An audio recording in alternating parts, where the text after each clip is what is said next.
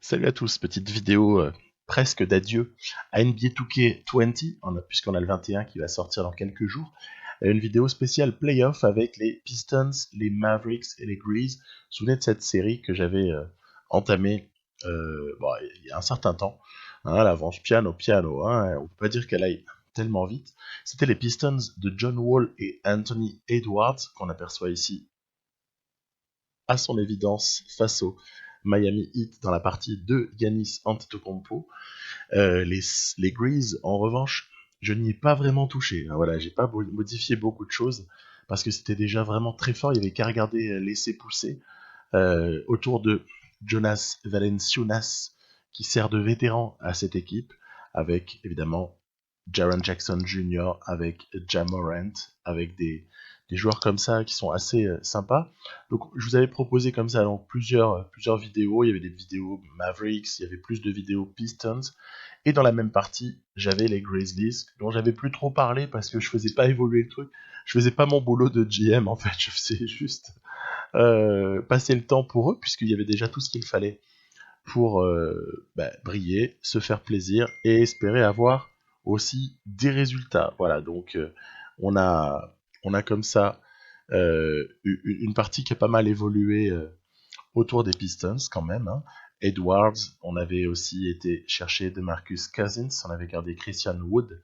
Il y avait eu quelques trades comme ça assez rapidement dès le départ pour essayer de changer tout ça. Et puis du côté des Mavs, le changement majeur, parce que sinon c'est assez basé sur l'ossature qu'on connaît, le changement majeur c'était l'arrivée d'un pivot pour délester un petit peu Porzingis de la charge du secteur intérieur, puisque Porzingis quand même, pour moi, c'est plus un 4 qu'un 5. Bon allez, je veux pas trop polémiquer, mais je sais qu'en NBA de nos jours, on est sur des 5 qui peuvent être tout à fait du type de Porzingis, voire même plus petits, mais voilà. Dans la partie, Ben Simmons était MVP, Cade Cunningham avec le Thunder était Rookie of the Year. On a même un Chris Boucher, sixième homme. On est en 2022, donc ça veut dire au final c'est une troisième année de jeu seulement, troisième année de partie. Je dis seulement par rapport aux Spurs par exemple. Taylor Jenkins, Coach of the Year, et mes trois équipes qui avaient des fortunes, on va dire diverses, c'est-à-dire les Grizzlies vraiment très très forts, premier de l'Ouest avec Taylor Jenkins juste avant. Les Mavs vraiment très solides à l'Ouest, basés plus sur je dirais sur une équipe moins athlétique. Voilà, c'est une équipe moins athlétique que ne peuvent l'être les Grizzlies assez naturellement, ou que ne peuvent l'être également les Pistons de la manière dont je les ai constitués autour donc des joueurs qu'on a cités, vu dans les épisodes précédents. Voilà, donc des playoffs qui vont nous servir de clôture à cette série de vidéos sur NBA 2K20. J'ai bon espoir quand même de vous proposer quelque chose autour de la 8e année des Spurs avec les Sonics surtout et le Heat. J'ai dit j'ai bon espoir, après je promets rien, mais allez, c'est pas dit que j'arrive pas à trouver le temps de boucler au moins, d'en parler. C'est amusant là encore, quand on va loin dans une partie, il y a plein de choses à regarder. On est donc sur un premier tour déjà qui est délicat, permettre aussi voilà ces playoffs de parler un peu du jeu, de la manière dont voilà j'ai ressenti les choses. On pourra éventuellement échanger, voir qu'est-ce qu'on attend pour le prochain opus. On a vu que les nouveautés vont être essentiellement par rapport au shoot. Le système de shoot va être modifié. Après, il n'y aura pas de modification majeure, je pense, sur les modes de jeu qui m'intéressent moi, ça en MyGM et MyLeague. Le premier tour face à Atlanta, il est compliqué. On voit que Miami est déjà qualifié par rapport à Cleveland. Les Hawks, ils nous posent un problème en fait avec cette équipe de Détroit. Et donc on se retrouve mené 3-1. Il y a vraiment le feu, pour ainsi dire. J'ai simulé le cinquième pour voir. Ça donne 3-2. Et là, il y a quasiment... le boulot est déjà fait du côté des Grizzlies également. Donc Miami et Grizzlies sont déjà en demi-finale de conf, ainsi Golden State. En revanche, Détroit va comme ça accrocher le match 7. Et donc un match 7, vous savez ce que je dis toujours, qu'est-ce qu'on fait avec un match 7 ? un match 7, ça se joue. C'est-à-dire qu'on va jouer juste après aussi avec les Mavs pour ce match 7 contre les Spurs. Allez, c'est parti. Match 7, on reçoit, puisqu'on a l'avantage du terrain contre Atlanta. Alors voilà, parler du jeu, c'est intéressant parce que donc il y aura eu plein d'expériences. J'ai fait part de plein de mes impressions sur ce 2K20 et je pense qu'on pourra aller sûrement dans le même sens sur le 21, puisque la ligue va pas être profondément changée. Les joueurs prometteurs et futurs dominants ne vont non plus pas beaucoup changer, puisque 2K a cette particularité par rapport à d'autres jeux d'actualiser les notes des joueurs, d'actualiser leurs overalls, de telle sorte que finalement si vous commencez aujourd'hui un My League sur NBA 2K20, bah, vous aurez des notes qui seront presque proches de celles que vous allez avoir sur 21 en fait.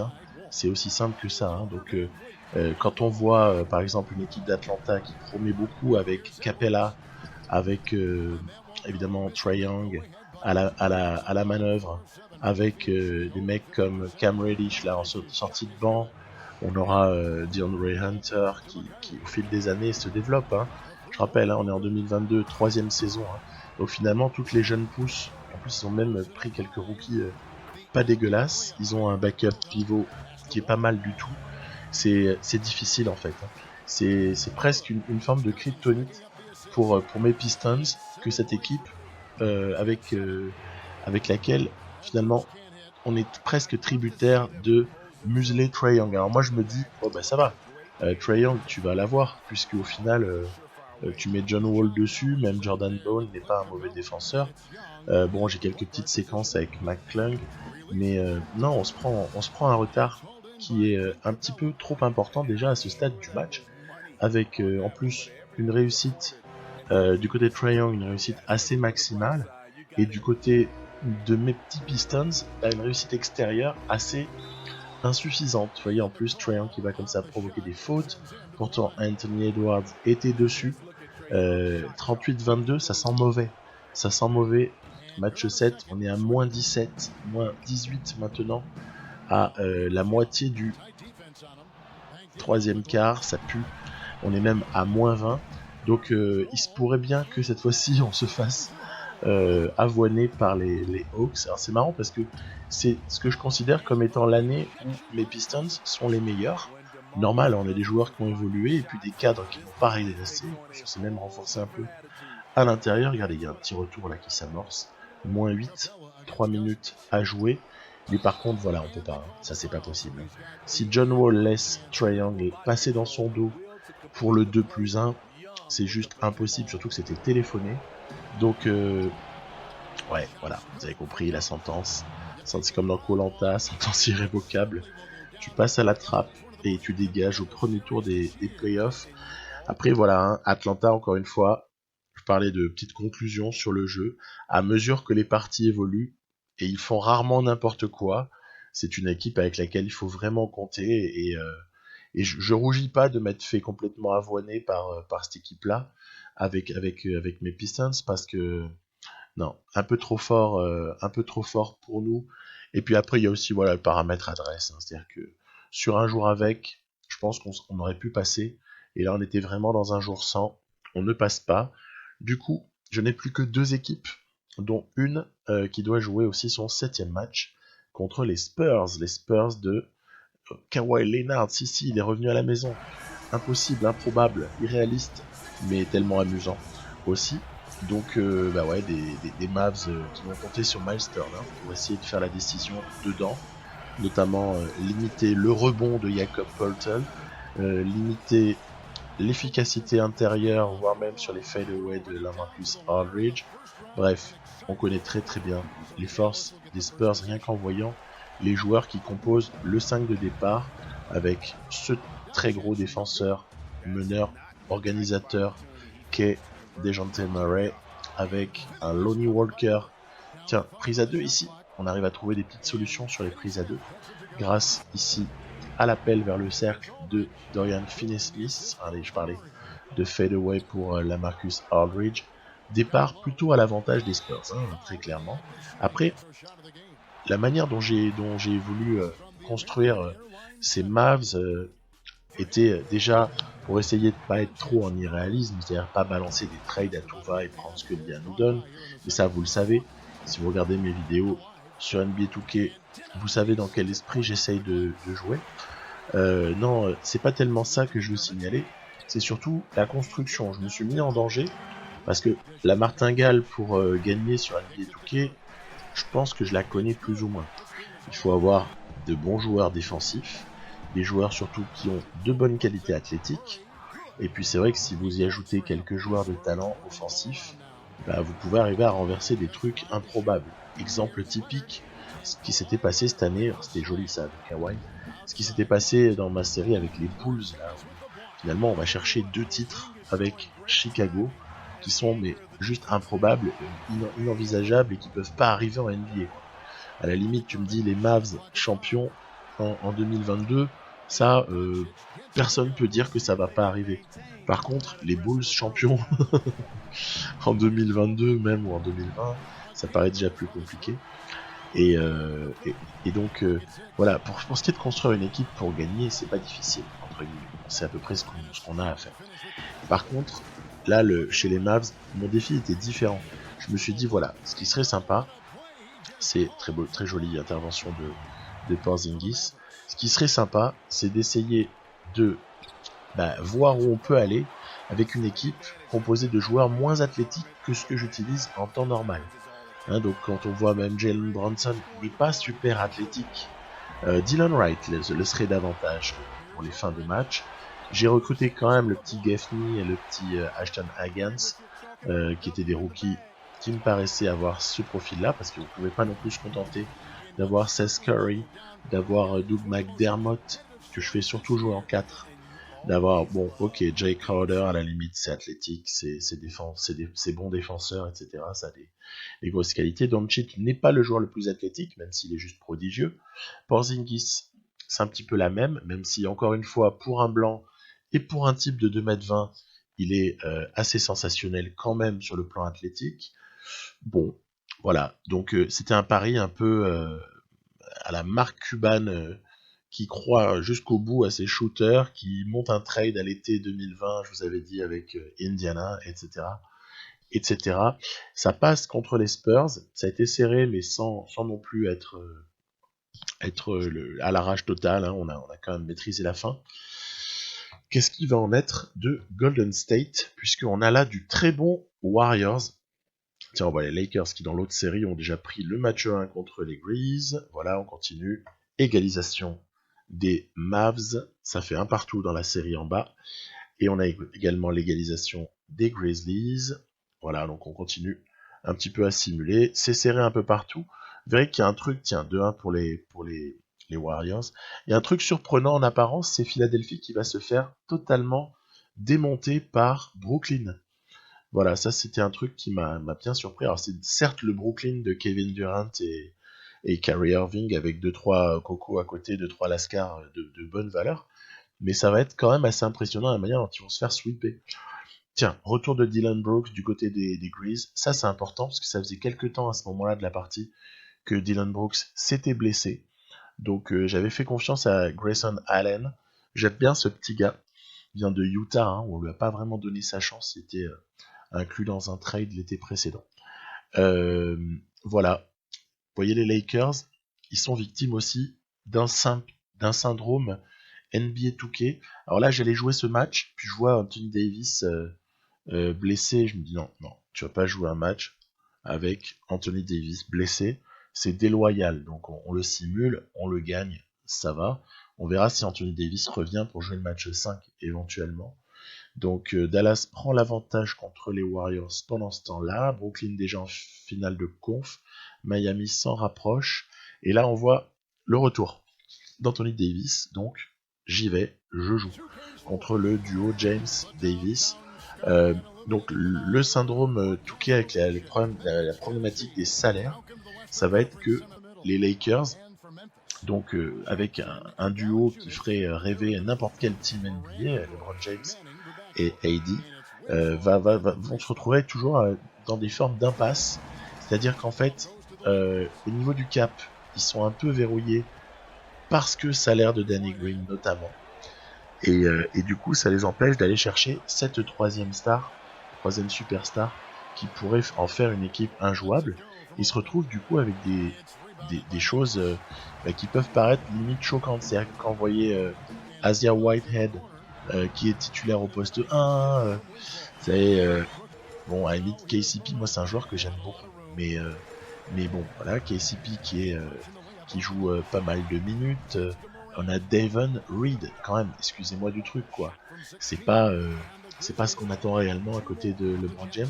Petit Horton Tucker, hein, qu'on a vu passer rookie 2019, qui est pas mal, mais qui a pas encore assez progressé pour pouvoir entrer. Ouais, ils ont récupéré Sean Livingstone, quoi. C'est pour dire, quand on en est à avoir euh, cet entourage-là, c'est pas pour être déplaisant, mais quand on en est à avoir cet entourage-là pour LeBron James et Anthony Davis, bah, du coup, ça nous fait une équipe des Lakers qui est nettement moins à craindre que ce qu'on pourrait avoir dans d'autres situations, quoi. Et de ce fait, c'est vrai on a tendance limite à se régaler face à cette équipe-là, parce que encore une fois là, mes Grizzlies, qui sont à peu de choses près, sont les Grizzlies qu'on pourrait imaginer, je sais pas moi, la saison prochaine en fait. Hein. Regardez, Valenciunas qui ressort pour Brooks, ben oui, tout va bien. Tyus Jones, on l'a aperçu, Jaren Jackson Jr., j'en ai déjà parlé. Josh Jackson, on sait que alors là c'était pas mal le coast to coast d'AD. On sait que Josh Jackson, ils avaient pas levé la 4e année du contrat rookie, mais pour autant, il n'est pas dit que finalement ça re-signe pas un petit contrat, hein, on n'en sait rien. Ja Morant qui progresse, ça devrait être le cas, même si son avenir semble être un tout petit peu bousculé. Tiens, jolie interception. Son avenir, attention, il va falloir que Ja Morant il montre un tout petit peu autre chose que dans la bulle. Après, on avait vu que sur le match éliminatoire contre les Portland, le play-in là, déjà Ja Morant avait été un petit peu plus au niveau. Mais voilà, vous voyez, c'est une équipe qui n'a absolument rien de surprenant. Elle est juste constituée des mecs qui sont là. Et encore, j'ai drafté, mais je fais pas trop jouer les rookies. Je les laisse se développer. Et puis on avait aussi autre chose, c'est que même Kyle Anderson, donc comme dit Jacques Monclar, slow-mo, hein, c'est Kyle Anderson, ce type qui est assez intéressant, atypique en vérité, parce qu'il est tout sauf athlétique. Par contre, il a un gros QI basket, et il est assez pénalisant, je trouve, dans Touquet. Il est assez pénalisant, je fais rentrer les remplaçants. Ici, on voit Jarondo. Oui, parce qu'en plus, j'ai même eu de l'argent pour payer quelques remplaçants assez sympas, quoi, quelques vétérans dans cette équipe. On aperçoit le jeune Silla aussi, que j'avais drafté une année précédemment. C'était trop facile quasiment contre ces Lakers. Donc voilà, à voir. Ah oui, Caruso, voilà, j'avais oublié. C'était trop facile. Et il faudrait... je sais que dans les sliders, on peut un peu toucher. Hein. On peut un peu faire en sorte, à un moment donné... Ça veut dire qu'en gros, je m'en mêle, quoi. C'est-à-dire qu'en gros, je m'occupe de renforcer cette équipe des Lakers. Mais alors, du coup, finalement, si j'influence favorablement les Lakers, je défavorise un peu le reste de la ligue. Donc, toujours pareil, on aurait envie à des moments de ne pas avoir besoin d'intervenir pour aller à la rescousse d'une équipe. Bon, mais là non plus, je m'attends pas à un changement majeur du côté de NBA 2K21. Toujours est-il que voilà, les Grizzlies passent ce tour avec une magnifique adresse à 3 points, 47%, 7 sur 15. C'est vraiment pas mal, une adresse un peu rêvée, et surtout un Ja Morant en exhibe avec un Valenciunas d'une grande efficacité en face. LeBron James aurait été bien muselé. Anthony Davis de retour de blessure n'aura pas pu grand chose. Et Memphis étant finale de conf, en face ce sera Miami ou Brooklyn. Tiens, les Mavs qui enregistrent eux aussi un retour, celui cette fois-ci de Dylan Wright. Il était blessé depuis quelques temps. J'avais été obligé de trouver des solutions pour le remplacer. Dylan Wright, je le titularise en fin de match parce qu'en défense sur l'homme, il va être un tout petit peu plus précieux que quelqu'un que j'aime bien. C'est le meilleur pote de Doncic actuellement, ouais, against Whitney, je vous en ai parlé. Oui, hein, le petit meneur, moi je l'aime bien, Jalen Brunson. Mais encore une fois, sur l'homme, en fin de match, je préfère Dylan Wright. Voilà. On se retrouve donc à aller jouer un 4e match. Et cette fois-ci, ouais, je voulais aller jouer celui-là. Je me suis dit, si tu le perds, ben, tu simuleras le 7e. Pas plus d'un match par série. Hors finale NBA, bien sûr. On peut se permettre des petites choses. Mais sinon, pas plus d'un match joué par série de playoffs. Donc, j'essaie de le choisir. Je joue pas toujours le même. Là, c'est le 6e que je décide de jouer. En espérant, du coup, boucler l'affaire. Hein, je vous mens pas. J'y vais pas pour perdre. C'est parti. Donc, toujours avec ces petits Mavericks. Et oui, Détroit. Si vous avez fait avance rapide, vous êtes déplacé sur l'épisode et que vous arrivez pile à ce moment-là, ben oui, je confirme, il n'y a plus Détroit en jeu puisque les Pistons ont été éliminés, en tout cas pas balayés, hein, ce sera un mauvais jeu de mots, éliminés dès le premier tour par les Hawks.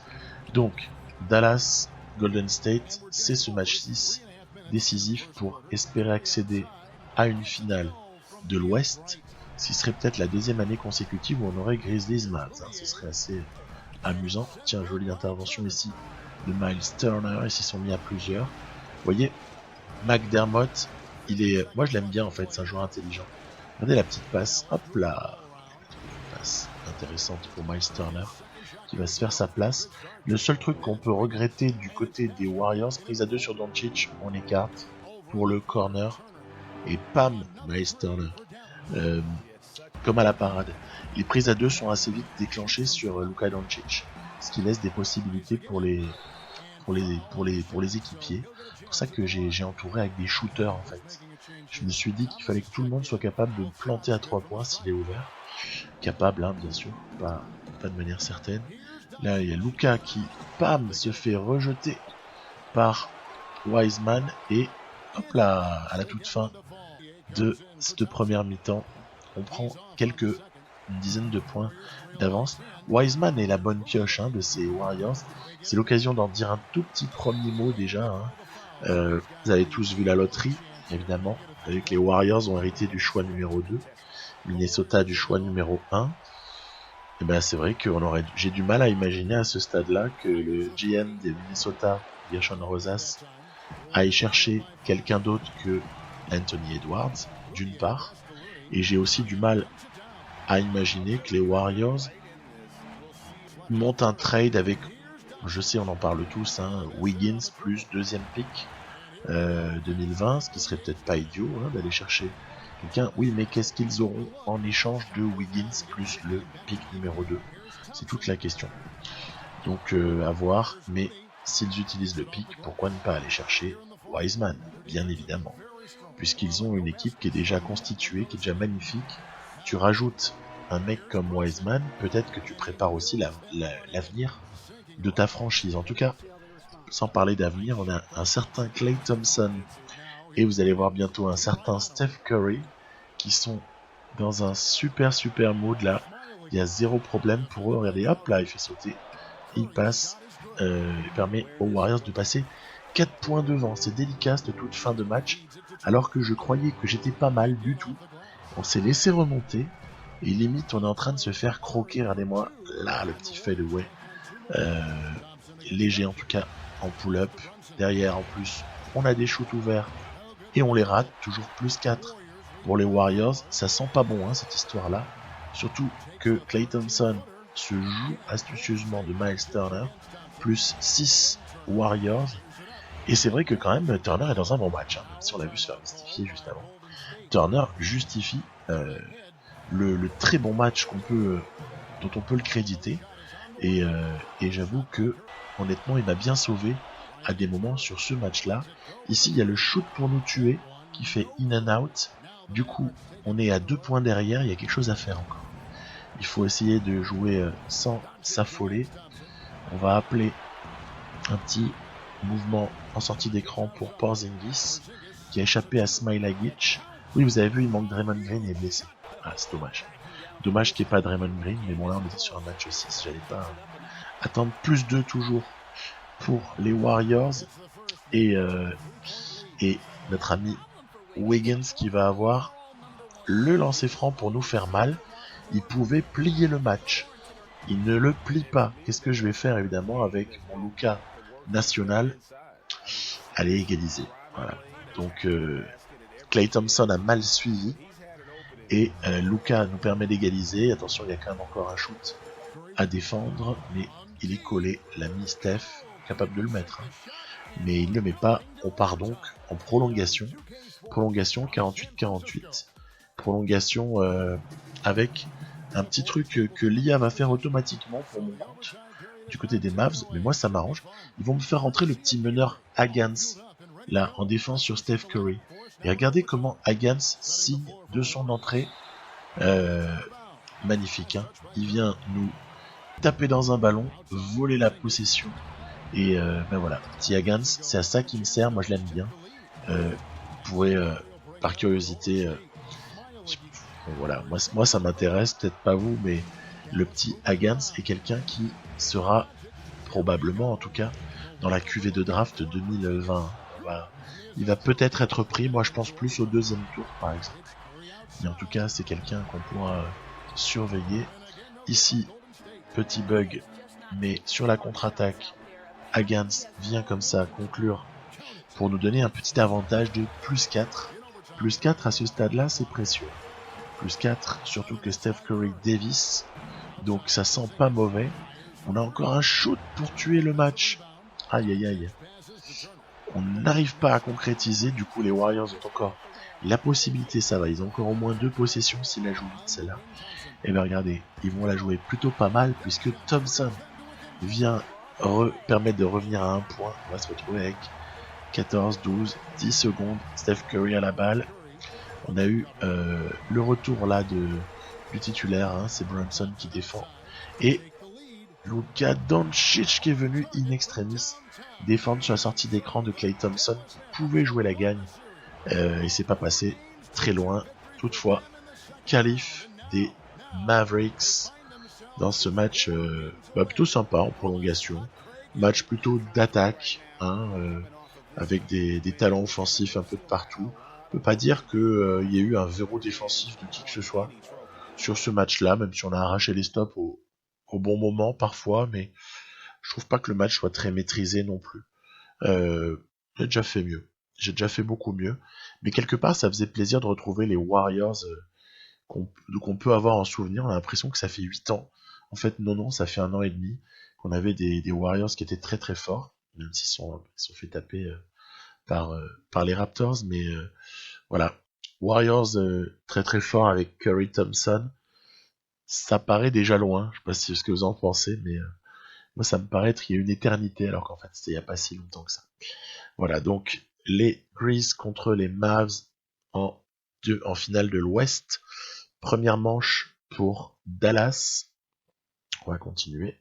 Égalisation pour Memphis. On est un partout. Miami est déjà en train de se faire une place en direction de la finale NBA. Mène 3-0 alors que Memphis mène 2-1. 2-2 à présent. Ah, ça peut aller au match 7 l'histoire. Hein. On sait jamais. Hein. Brooklyn pendant ce temps-là a pris un match et gentleman sweep pour Miami qui est en finale NBA. 3-2 pour Memphis. Et je me dis, allez, on va aller jouer ce match-là. On va aller le jouer avec les Mavs pour, déjà parce qu'ils reçoivent, donc c'est mon principe. En général, quand je joue avec 2 équipes que je contrôle, je joue avec celle qui reçoit. Et puis pour voir aussi un petit peu si Dallas, pour moi, mérite de passer en finale ou NBA, ou si ces Grizzlies sont au-dessus. C'est aussi un test par rapport au type de construction d'équipe que j'évoquais tout à l'heure, hein, quand je disais plus ou moins athlétique, plus ou moins solide en défense, etc. Ben, j'avoue que mes Mavs sont plus challenger en fait dans l'esprit. Donc voilà, à voir. Porzingis, voilà, qui dévisse. On peut pas dire qu'on est vraiment la réussite, hein, pour le moment là, c'est pas flagrant, surtout que derrière, ça permet aux Grizzlies par l'intermédiaire de Ja Morant de se faire plaisir. Là, c'est encore une fois pas mal défendu, mais meilleure attaque. Et c'est Seth Curry qui va comme ça donner l'avantage aux Mavs en fin de premier quart-temps. Donc tout reste à faire. Hein. Tout reste à faire. On a des shoots ouverts. C'est sûr que si on les rate, ben ça va pas forcément bien se passer. Il faut mettre les shoots hein, au moins. Et regardez ici, encore une fois, un petit passage dans le dos. Celle-là, je l'ai montré pour illustrer un passage très difficile pour Dallas. Je crois que c'était la 4e faute en 1 minute 12. Et c'était notamment, parmi les 4 fautes, c'était la 3e de Doug McDermott. Alors c'est vrai que le Dougie, il est sympa, hein, ce shooter. Hein. Il est un peu monodimensionnel, hein, shooter-scorer, mais pas non plus, casse pas à 3 pattes à un canard. Surtout défensivement, ça va pas trop. Mais en tout cas, moi je l'aime bien, voilà, j'aime bien ce type-là. Et il coûte cher en défense. Ici, contre-attaque, Luka, ça réfléchit pas, pam, ça met dedans.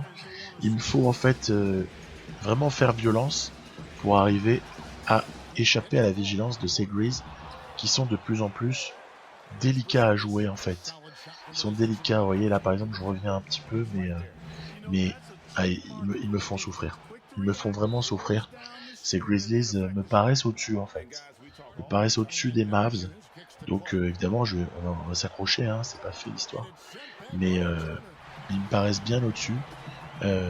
Notamment, alors là c'est les séquences de contre-attaque surtout qui on sait que le repli défensif n'est pas le fort de l'IA, hein, elle n'a pas été suffisamment programmée pour cela. Il y a aussi des problèmes de rebond, vous voyez c'est encore Dougie qui se fait attraper pourtant par Josh Jackson, hein, que je positionne aussi en 4, par séquence, très courte celle-là, puisqu'il joue plus 3 quand même. Et donc voilà, petit match serré. Ça résiste encore hein, du côté de Dallas là. Là il y a encore moyen de le faire, hein. Allez hop, Hagans en contre-attaque. Winslow qui hérite d'un ballon important, regardez le clock. On est à pas grand chose de la fin de la possession et c'est Justice Winslow qui permet de passer devant pour les Grizzlies. Luka Doncic a beau se démultiplier, recoller au score est une vraie difficulté. Ici c'est D'Anthony Melton qui vient comme ça planter la banderille pour faire passer les Grizzlies à plus 5. Tout de suite réponse de Luka Doncic quand je vous disais qu'il se démène dans tous les sens. Le garçon, il est juste exceptionnel même dans un jeu. Jay Crowder ici qui permet de recoller à égalité. Il reste 2 minutes, tout est possible. Tout est largement possible pour ces Mavericks. Arracher un match 7, regardez-moi cette remise en jeu. C'était somptueusement bien joué de la part de Memphis. Ici j'ai un shoot ouvert. Oh là là là là là là. S'il met dedans Porzi, c'est pas le même match. Alors que là on va se retrouver à -2 avec une contre-attaque à stopper. Ça va plus ou moins, la contre-attaque a l'air d'être presque stoppée au moment où Justice se joue de la défense. Ah, vous savez mon amour pour Justice Winslow, hein, il n'y a pas besoin d'en reparler à chaque fois. Hein. Mais donc ce type-là aura été terrible pour les Mavs et salvateur pour les Grizzlies. La sentence commence à être irrévocable. On est à -4, il reste un petit peu plus de 25 secondes. Est-ce qu'on fait faute ou est-ce que on défend cette possession-là? Je me suis dit, tiens, si on envoyait JV au lancer, j'essaie de faire faute prise à 2 derrière, il décale. Pam. Et Triple G qui fait swish. Donc voilà, c'est à l'image de la spirale de ces deux équipes. Les Mavs, c'était pas mal, mais c'est insuffisant. Et les Grizzlies, par contre, ils sont lancés comme des frelons. Et c'est direction les finales NBA contre en plus une chaude équipe de Miami. Donc on va avoir le temps d'en reparler. Petite adresse extérieure, hein, 20% pour les uns, 25% pour les autres, c'est très très faible. Donc ça n'aura pas souri hein, sur ce match-là. On n'aura pas eu l'adresse du côté de Dallas. Bye bye en finale de conf. Et bienvenue à ces Grizzlies pour aller s'occuper de chercher le Graal. On va voir ça tout de suite. Est-ce que c'est faisable ou pas? 4-0, 4-1, 4-2. Si la logique est suivie, on devrait peut-être arriver à faire 4-3 contre le Heat. On va voir en tout cas si ça se réalise de cette façon-là. Pas de progression régulière hein, dans les simulations de jeu. Hein, c'est du hasard total. Heat prend le premier match. Grizzlies égalise pour le deuxième. On continue un petit peu pour voilà, Oh, tiens, mauvaise nouvelle. Ça, c'est une mauvaise nouvelle, c'est la perte de Jonas Valanciunas pour tout le reste de la saison. Du coup, je vais rebasculer Jackson en 5. Brandon Clark va être titularisé. Et c'est l'ami Josh Jackson qui va devoir s'y coller en poste 4. Alors, un peu de small ball par moment. Un petit Silla aussi qui va prendre des minutes. Vous voyez mon banc. Le banc est de plus en plus est modeste de ce fait-là. Dommage de perdre Valanciunas qui était vraiment une arme de destruction dans la raquette, même offensivement. D'ailleurs, tiens, le Heat qui prend l'avantage. J'espère que on va pas non plus perdre cette finale là-dessus, ce serait quand même un peu dommage. Et je me décide, ah ouais tiens, c'est sympa toujours, essayer d'aller jouer un match du côté de Miami, puisque bon voilà, mon cœur est très présent du côté du Heat. Je voulais jamais réellement cacher. Ouais, mais là il va falloir s'y imposer et faire pas preuve du moindre sentiment. Je vous avais vu, petit choix tactique défensif. Outre le pressing et toutes les petites choses que je règle habituellement, j'ai essayé de mettre Jaren Jackson Jr. sur Antetokounmpo en espérant que son physique permettra de contrebalancer le côté mutanesque du prodige grec. Donc à voir si on va pouvoir tirer notre épingle là-dessus. En tout cas, le début du match, il est quand même à l'avantage de Miami. C'est un peu compliqué ce tout début là. Regardez-moi ça, il gobe les rebonds sur la tête de Mega. Il est injouable. Il est injouable. Regardez, hop là, bam. Avant même que tu redescendes par terre parce que t'as raté le rebond, qu'il t'a arraché des mains, Giannis, il a déjà dunké en fait. Il est doté des qualités athlétiques les plus inimaginables qui soient. Et du coup, on résiste au score en fait. On s'accroche bien. Il y a juste sur ces situations-là qu'il n'y a rien à faire et où je peux rien proposer malheureusement. Tiens, par contre, il y a des fois où la défense, là c'était Silla qui s'était mis en défense contre Antetokounmpo. Et honnêtement, ça avait fait ses preuves. C'est Ja Morant qui vient dunker sur la tête du monsieur, s'il vous plaît. Oui, parce qu'en plus, il y a Adebayo à côté, et Jimmy Butler, ce qui veut dire qu'en gros, mes postes 3, ils sont verrouillés par Jimmy. Ici, c'est un joli mouvement ici. Ja Morant qui vient comme ça, dans le corner, planté à 3. Mon poste 3 est verrouillé offensivement par Jimmy, qui défend l'acier. Poste 4, pour arriver à marquer quelques points, il va vraiment falloir profiter que Antetokounmpo ne soit pas sur le terrain. Ici, c'est Melton qui fait le boulot. Anthony Melton qui est facteur X de ce match, puisqu'on est ici à plus 3, ballon volé dans les mains aussi par Melton, volé dans les mains de Giannis. On a aussi quelques petites combinettes, hop là, ici, sur la ligne de fond. Voilà, 36-29. Regardez ici encore une fois cette excellente défense, rebond inclus, de Justice Winslow sur Giannis. C'est pas mal. Le bilan des 3 premiers cartons, c'est plutôt pas mal. Et là, c'est entre guillemets ma seconde unit qui va forcer la décision. Puisque, regardez, outre ces 3 points là, dans le corner qu'on avait vu juste avant, hop, Josh Jackson, qui nous permet là, sur cette séquence, de passer à plus d'une dizaine de points d'avance. Alors évidemment, ça va rester délicat jusqu'au bout, parce qu'avec le retour des titulaires, regardez, il y a quelqu'un qui marche sur l'eau ce jour-là, c'est Ja Morant. Alors ça bataille, dizaine de points, on doit réussir à garder notre avantage. Faut pas rigoler non plus. On est capable de le faire, même si des fois on pédale un peu dans la choucroute. Et à l'image de ce panier de Jaren Jackson Jr. dans le corner, oui, on va le garder ce match. 50% d'adresse à 3 points. C'est digne des pourcentages de la bulle là, que vous avez sûrement observé. C'est un truc amusant de voir que dans la bulle, les shoots extérieurs, il y a une meilleure adresse en fait à 3 points. Globalement, moi je trouve que il y a plus de shoots qui rentrent. Évidemment, il y a des équipes qui faussent les stats parce qu'elles prennent tout le temps des shoots casse-croûte, quoi. Je passerai un peu sur cet aspect-là, moi qui me déplaît fondamentalement et qui par moments me donne envie de ne pas regarder certains matchs. Par exemple, Milwaukee contre Orlando était une série que je n'avais pas envie de regarder. J'ai un peu regardé, mais j'ai pas envie de voir ça. C'est pas du basket en fait. C'est plus du basket comme je l'aime. Je préfère le jeu un petit peu plus varié proposé par d'autres équipes. Et on y est. on y est à notre match 7, donc réception de Miami par les Grizzlies pour un match 7. Ouais, je vais tenter un petit coup juste avant. C'est qu'en fait, il y a quelqu'un qui joue pas en ce moment, c'est Grayson Allen, et je vais plus avoir besoin de ses qualités à lui que celles de Tyus Jones sur ce tout dernier match. Donc voilà, on va bencher Jones juste pour ce match-là. J'ai plutôt besoin de Grayson Allen. Vous allez voir pourquoi. On va voir tout ça. Hein. Voilà, match 7 de finale NBA. C'est un peu le bonheur total de terminer une série par un match 7. Voilà, que demande le peuple, quoi.